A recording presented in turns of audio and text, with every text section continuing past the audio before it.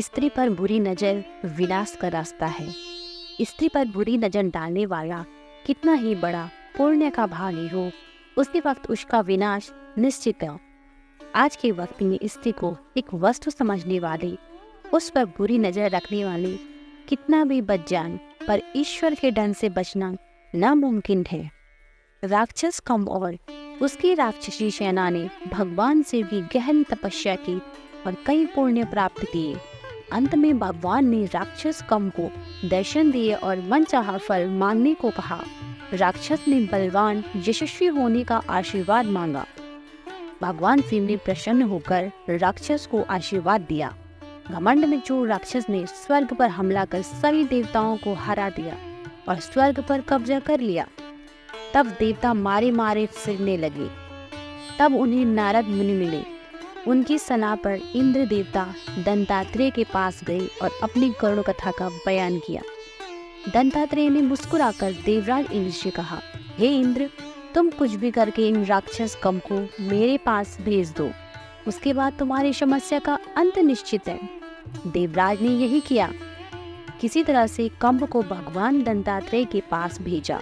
उस वक्त दंतात्रेय के साथ माता लक्ष्मी बैठी थी, जिन्हें देख राक्षस मंत्रमुग्ध हो गया और उनका हरण कर राक्षस कंब उन्हें अपने साथ ले गया।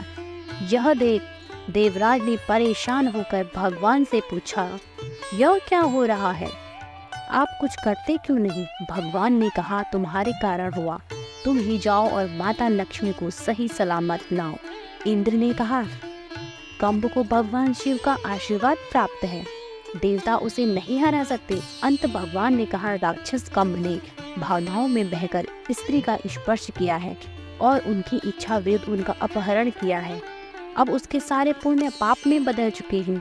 वह अत्यंत ही निसहाय है और निर्बल है। अतएव यह उपयुक्त समय है, उस पर हमला करो और माता लक्ष्मी के साथ इंद्रलोक को भी पालो। इसमें छुपी शिक्षा, पराई स्त्री पर बुरी नजर रखने वाला कितना ही बड़ा पंडित क्यों न हो, वो पाप का भागी होता है और उन जैसों का साथ देने वाले उतना ही भोगते हैं। अब बुराई की सीमा ने सभी बंधन तोड़ दिए हैं और इस कलयुग का अंत नजदीक है। इसलिए आजकल महिलाओं का अत्याचार बढ़ रहे हैं, क्योंकि महिलाएं ही दुनिया को पापियों से मुक्त करा सकती हैं। स्त्री पर बुरी नजर विनाश का रास्ता है।